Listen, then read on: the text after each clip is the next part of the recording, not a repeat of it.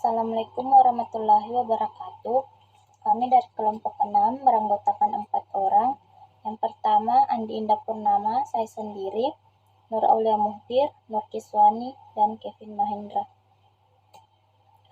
Baik, saya akan menjelaskan tentang prinsip kerja website dan internet pada fiber optik, satelit, dan mobile. Yang pertama, prinsip kerja website dan internet pada fiber optik.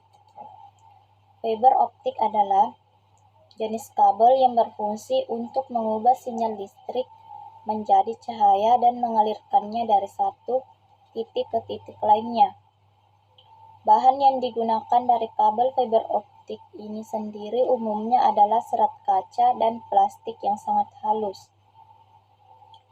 Jika dihubungkan dengan dunia telekomunikasi, fiber optik sendiri berarti adalah kabel yang digunakan untuk media transmisi terarah atau wireline untuk kepentingan perpindahan arus data dalam jaringan komputer.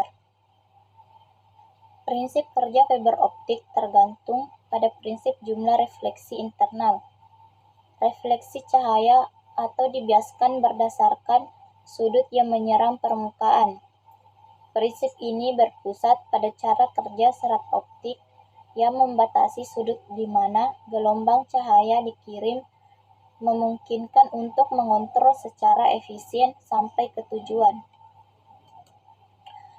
Adapun prinsip kerja web dan internet pada fiber optik, yang pertama, sinyal awal atau source dengan bentuk sinyal listrik pada transmitter akan diubah oleh laser menjadi sebuah sinyal elektrik kembali atau menjadi gelombang cahaya. Kedua, gelombang cahaya yang selanjutnya akan ditransmisikan lewat kabel fiber optik menuju ke penerima atau receiver yang ada di ujung lainnya dari fiber optik. 3. Pada penerima atau receiver, di mana sinyal optik akan diubah oleh fotodiode hingga menjadi sebuah sinyal elektrik kembali. Dalam proses yang terjadi pada sinyal optik dari transmitter menuju receiver, biasanya akan terjadi redaman cahaya di sepanjang kabel optik, sambungan-sambungan kabel dan konektor di perangkatnya. Fiber optik secara umum bekerja dengan memanfaatkan sifat cahaya yang unik sehingga memiliki kecepatan transfer data yang sangat tinggi dan juga dapat dibelokkan atau disebut juga sebagai refleksi internal total. Refleksi internal total merupakan suatu fenomena optik yang terjadi jika cahaya mengenai perbatasan antara dua medium dengan sudut lebih besar dari sudut kritis yang diukur secara normal terhadap permukaan. Fenomena ini hanya dapat terjadi jika cahaya merambat dari medium dengan indeks bias yang lebih besar menuju medium dengan indeks bias yang lebih kecil. Contohnya, cahaya yang merambat dari air ke udara. Yang kedua, prinsip kerja web dan internet pada satelit. Internet satelit adalah salah satu proses mengakses internet dengan bantuan satelit komunikasi. Dan biasanya satelit yang digunakan adalah satelit geostasioner. Satelit geostasioner merupakan satelit yang terletak pada jarak 22.300 mil di atas garis khatulistiwa. Walau terlihat seperti satelit, ini nampak diam saat kita amati dari bumi. Namun yang sebenarnya terjadi adalah satelit ini berputar mengorbit bumi dalam waktu 24 jam atau tepat 1 hari. Hal ini membuat mata dan pikiran kita tertipu dan beranggapan bahwa satelit ini tidak bergerak. Adapun prinsip kerja web dan internet pada satelit. Yang pertama, antena satelit dengan diameter 0,9 hingga 3,8 meter yang berada di bumi akan mengirimkan dan menerima data dari satelit geostasioner di atas bumi. Kedua, satelit yang mengorbit bertugas untuk mengirimkan dan menerima informasi mereka ke lokasi di bumi yang disebut sebagai pusat operasi jaringan. 3. Pusat operasi jaringan itu sendiri terhubung ke internet atau jaringan khusus, sehingga semua komunikasi dari parabola ke satelit yang mengorbit akan mengalir melalui pusat operasi jaringan sebelum mencapai internet. 4. Internet satelit tidak bergantung pada lokasi dan koneksi dan dapat dibawa kemana saja karena menyediakan jangkauan global. Ini adalah akses internet yang ideal di tempat-tempat di mana kualitas akses tidak dapat diandalkan atau buruk, atau tempat-tempat di mana akses internet terestrial yang menggunakan media kabel dan tanpa kabel tidak tersedia. Ketiga, prinsip kerja web dan internet pada mobile. Internet seluler adalah internet yang lebih kecil yang diperkecil agar sesuai dengan dimensi browser web di ponsel.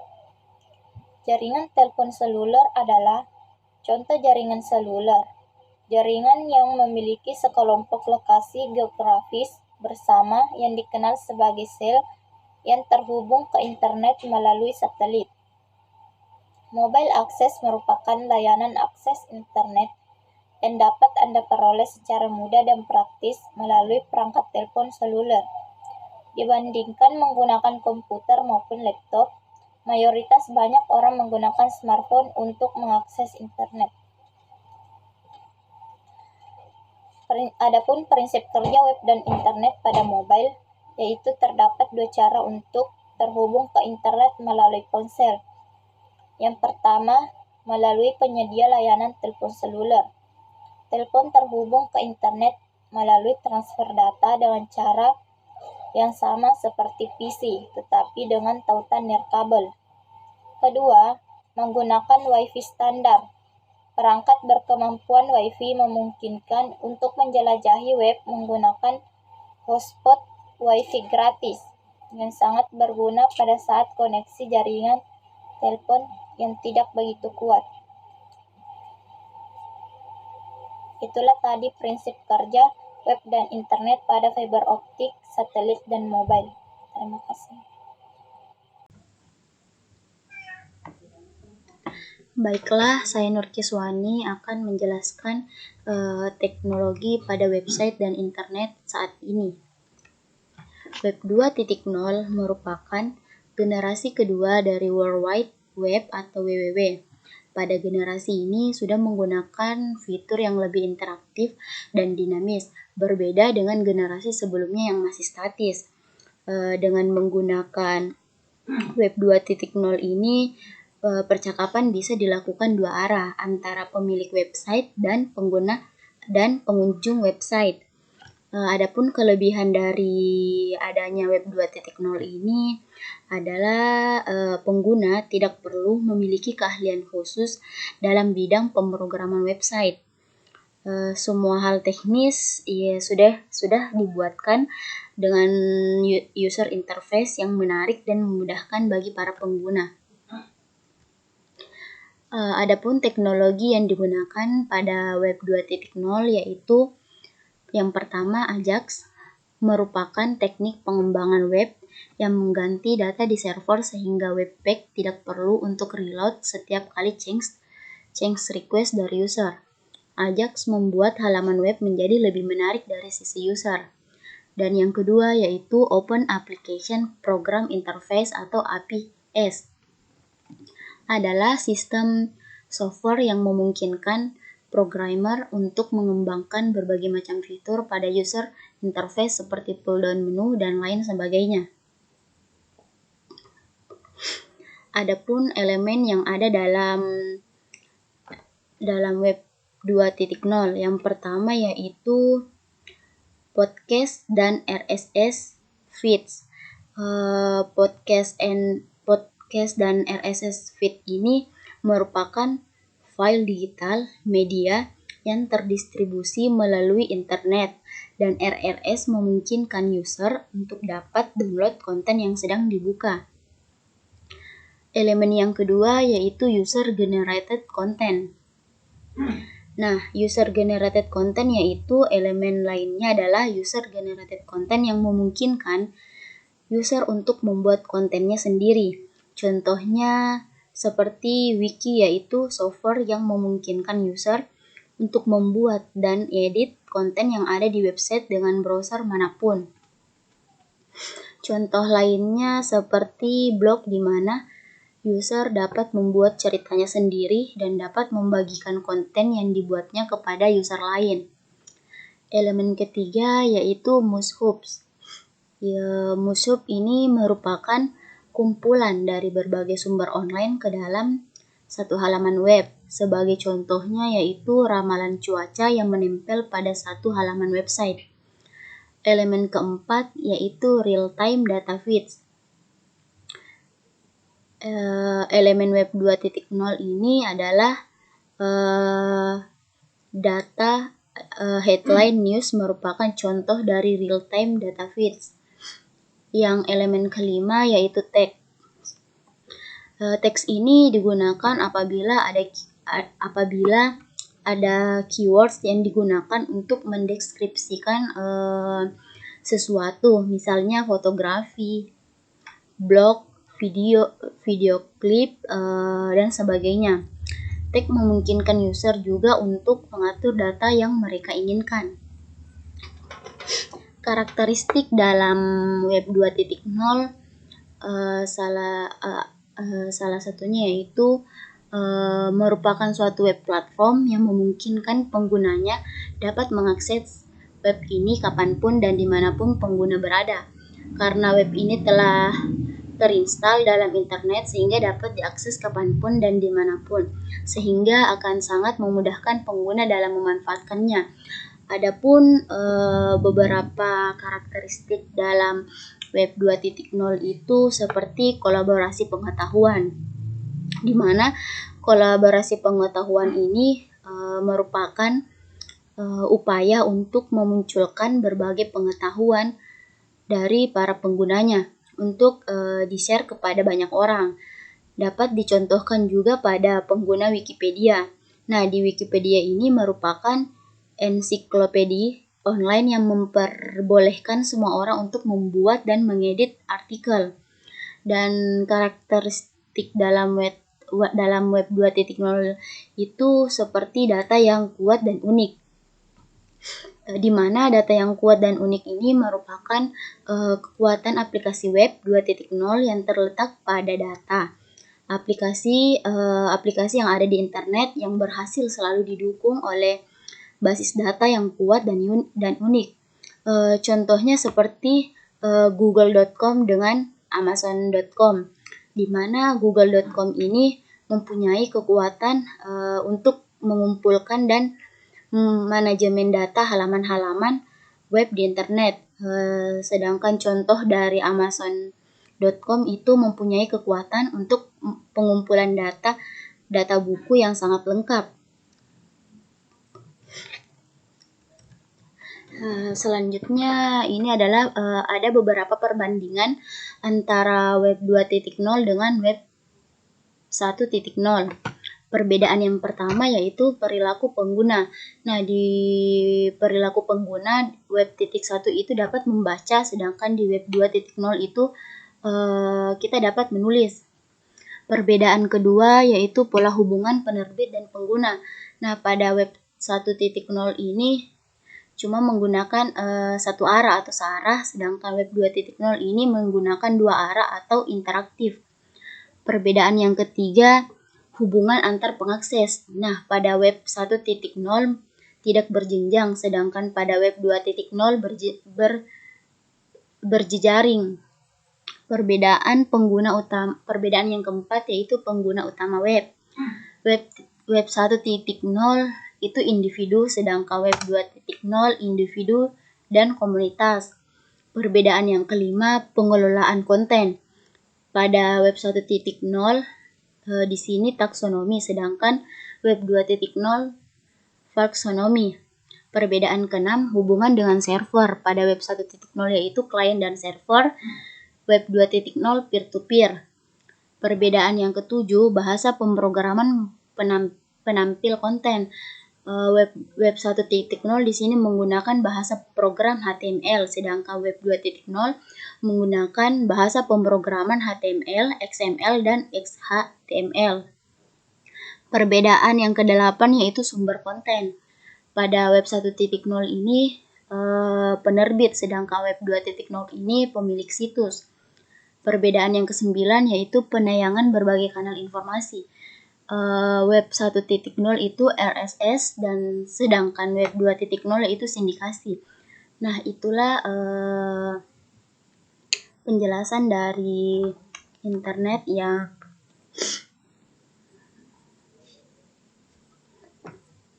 berkembang saat ini. Bismillahirrahmanirrahim. Saya Nur Aula Muhdir akan memaparkan materi tentang prediksi teknologi web internet ke depan. Dari pemaparan materi, teknologi web internet ke depan. Merujuk kepada masa depan yang notabene kita sudah tahu web yang kita gunakan sekarang yaitu web 2.0 atau web generasi kedua. Karena yang saya akan bahas adalah masa depan, berarti yang saya akan bahas pada hari ini adalah web 3.0. Web 3.0 merupakan teknologi web generasi ketiga yang terdesentralisasi dan berfokus pada pengembangan machine learning dalam mengelola dan menyajikan data kepada user atau pengguna. Web 3.0 ini merupakan web yang dibangun di atas jaringan blockchain. Kalau dengar kata blockchain itu biasa merujuk kepada Bitcoin, Ethereum, Dogecoin, XRP, Shiba Inu, dan lain-lainnya, yang terdesentralisasi atau tidak terpusat oleh pihak manapun. Jadi nanti saat mengakses sesuatu di internet, data-data dan privasi kita akan lebih aman daripada yang sekarang. Awal kemunculan web 3.0 yaitu dengan boomingnya web 2.0.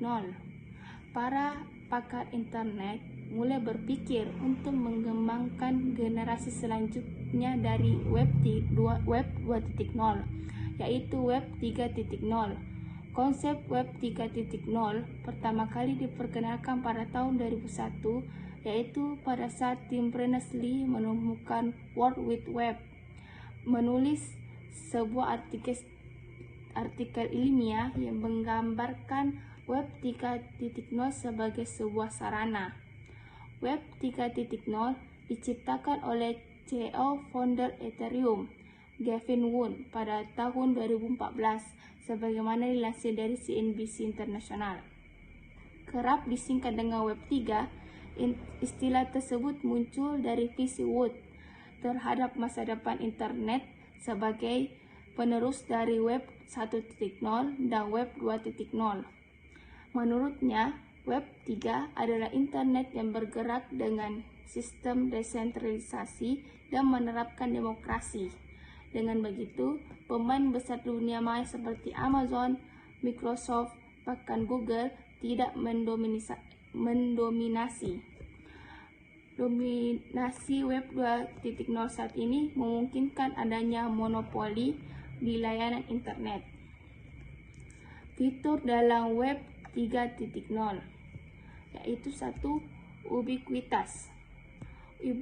Ubiquitous artinya berada atau memiliki kapasitas untuk berada di mana-mana, terutama pada waktu yang sama.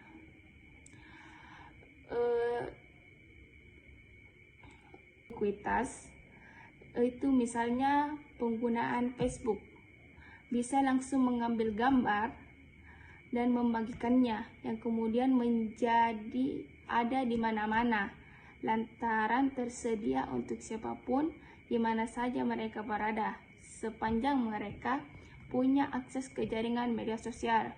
Dalam hal ini, Internet 3.0 hanya mengambil langkah lebih jauh dengan membuat internet bisa diakses oleh semua orang di mana dan kapan saja di titik tertentu. Perangkat yang terhubung ke internet tidak akan lagi terkonsentrasi pada komputer dan smartphone, selayaknya terjadi pada Web 2.0. Hal itu karena teknologi IoT atau Internet of Things akan melahirkan banyak jenis perangkat pintar baru. Semantic Web atau studi tentang hubungan antar kata-kata. Menurut Berners-Lee, Semantic Web memungkinkan komputer untuk menganalisis banyak data dari web yang mencakup konten, transaksi, dan hubungan antara orang-orang. Kecerdasan buatan atau AI. AI itu Artificial Intelligence. Menurut definisi Wikipedia, kecerdasan yang ditunjuk oleh mesin Web 3.0 bisa membaca dan mengurai makna dan emosi yang disampaikan oleh sekumpulan data. Mesin tersebut menghasilkan mesin yang cerdas. Walaupun Web 2.0 menyajikan kemampuan yang serupa, tetapi hal ini masih didominasi oleh manusia yang membuat ruang yang berlaku korup. Misalnya saja ulasan produk yang biasa penilaian yang dicurangi dan lain-lainnya. Sebagai contoh, perpun ulasan online semacam Trustpilot menyediakan cara bagi konsumen untuk meninjau produk atau layanan apapun. Namun, sebuah perusahaan bisa dengan mudah mengumpulkan sekelompok orang dan membayar mereka untuk membuat ulasan positif untuk produk yang tidak layak. Maka dari itu, internet memerlukan AI atau kecerdasan buatan untuk mempelajari cara membedakan data yang asli dari yang palsu supaya bisa memberikan data yang andal. Baru-baru ini, sistem AI Google menghapus sekitar 100.000 ulasan negatif dari aplikasi Robinhood dari Play Store. Setelah berencana perdagangan GameSpot saat mendeteksi upaya manipulasi peringkat yang dimaksud untuk menurunkan suara aplikasi secara artifisial. Ini adalah AI yang beraksi yang akan segera masuk ke web, memungkinkan blog dan platform online lainnya menyaring data menyesuaikan dengan keinginan setiap pengguna sejalan dengan kemajuan AI. Pada akhir hal ini akan bisa memberi pengguna data di-sharing dan tidak bias sebaik mungkin. Web spasi atau grafik 3 dimensi. Futurus juga menyebutkan Web 3.0 sebagai web spasi karena bertujuan untuk menggambarkan batas antara fisik dan digital dengan merevolusi teknologi grafik membawa dunia virtual 3 dimensi atau 3D. Itu kayak metaverse. Manfaat Web 3.0.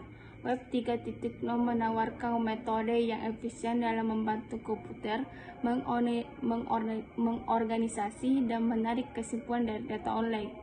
Web 3.0 juga memungkinkan fitur web menjadi sebuah sarana penyimpanan data sebagai kapasitas yang luar biasa.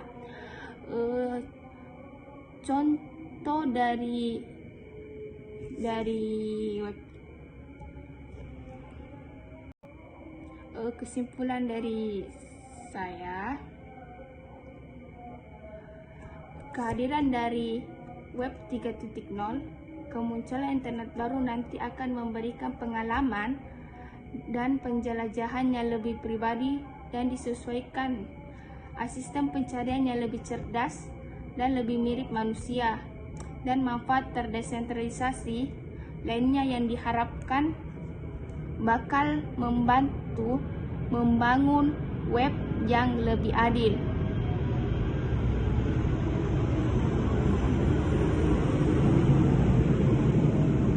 Hal itu bakal dicapai dengan memperdayakan setiap pengguna individu untuk menjadi penguasa atas data mereka dan menciptakan pengalaman keseluruhan yang lebih kaya berkat segudang inovasi yang akan datang setelah tersedia. Saat kehadiran Web 3.0 sudah di depan mata nantinya, sesulit apapun untuk dipahami, mengingat bagaimana perangkat pintar telah mengubah pola perilaku kita. Internet akan menjadi lebih terintegrasi secara eksponensial dalam kehidupan kita sehari-hari. Pada saat itu, kita akan melihat hampir semua mesin yang biasanya offline seperti saat ini, mulai dari peralatan rumah tangga seperti oven, penjorok debu, dan lemari es, hingga semua jenis transportasi menjadi bagian dari ekonomi Internet of Things, akan berinteraksi dengan server otonom dan aplikasi terdesentralisasi. Hal itu akan memajukan ranah digital baru seperti blockchain dan aset digital untuk mendukung segudang keajaiban teknologi baru untuk abad ke-21. Sekian, terima kasih. Assalamualaikum warahmatullahi wabarakatuh. Perkenalkan, nama saya Kevin Mahendra Badalu, NIM 2019-22050097. Di sini saya akan menjelaskan bagaimana ancaman dan tips aman pengguna web dan internet.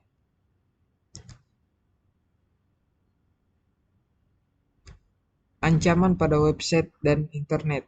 Yang pertama itu ada SQL injection. Secara garis besar, serangan ini mencoba memanipulasi sintak-sintak query dari SQL, dan melalui serangan ini harus bisa memahami berbagai macam sintak-sintak dari SQL.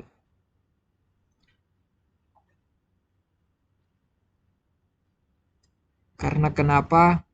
Ancaman yang dapat membuat seluruh data di dalam website Anda dicuri oleh hacker.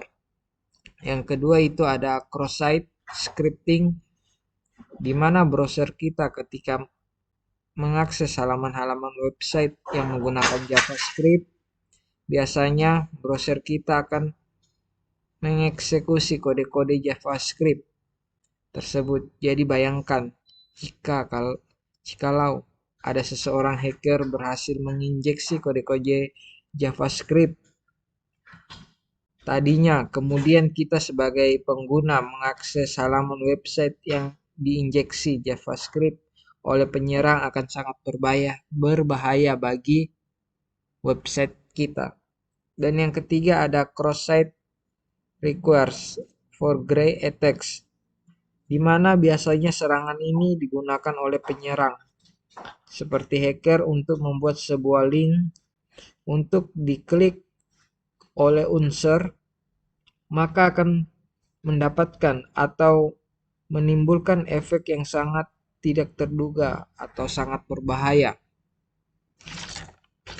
Dan yang keempat itu ada compromising authentication. Biasanya aplikasi website sudah menyediakan fungsi login atau disebut autentikasi. Ini adalah sebuah fungsi yang mendeteksi orang supaya bisa masuk untuk ke dalam website yang digunakan. Contohnya media sosial, ketika kita belum login, tentunya kita belum bisa masuk, unggah foto, video, pesan, dan yang berhubungan dengan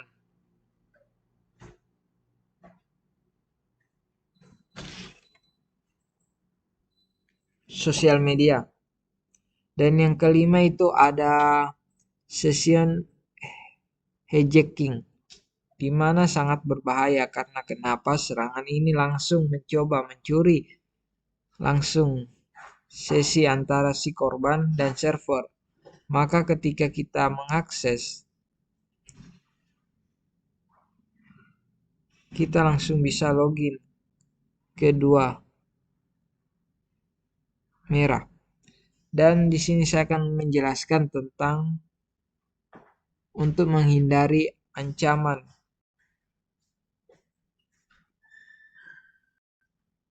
Ada beberapa yang harus dilakukan. Yang pertama itu, jangan pernah membagikan informasi pribadi Anda kepada orang lain, karena kenapa? Sangat mudah untuk dicuri data-data kalian. Yang kedua itu, nonaktifkan Bluetooth jika tak diperlukan. Karena kenapa? Sekarang para hacker bisa melalui Bluetooth untuk menghack. Yang keempat itu yang ketiga itu hindari tautan yang mencurigakan seperti tautan yang dicurigai. Yang keempat itu jangan terhubung ke WiFi terbuka, karena kenapa? Hacker mudah untuk memasuki atau mengambil data-data atau informasi kalian. Kelima itu hanya masuk ke situs yang berawalan HTTPS. Yang keenam itu unduh software antivirus dan anti-malware. Dan yang terakhir itu backup data perangkat secara berkala, di mana kita membackup data kita. Untuk menghilangkan itu ada selalu update CMS website, di mana sangat penting untuk memastikan menggunakan versi CMS yang terbaru dan terupdate. Hal ini bertujuan untuk menghindari peretasan yang dilakukan hacker yang menggunakan metode hacking secara otomatis, yang hanya bekerja pada software yang sudah usang atau tidak pernah diupdate. Yang kesembilan itu perhatikan konfigurasi server, di mana jenis-jenis konfigurasi yang digunakan pada web server, misalnya Microsoft yang bertujuan untuk menerapkan peraturan tertentu yang akan bekerja pada server sesuai dengan perintah untuk meningkatkan keamanan website. Yang kesembilan itu gunakan satu situs untuk satu server, di mana kita menggunakan satu lokasi IP address.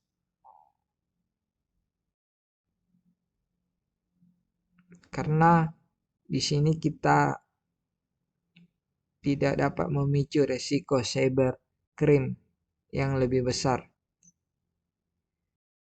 Dan yang ke-10 itu ada batasan akses pengguna, di mana jika website yang kamu kelola memiliki beberapa login, maka sangat penting untuk membatasi akses setiap pengguna.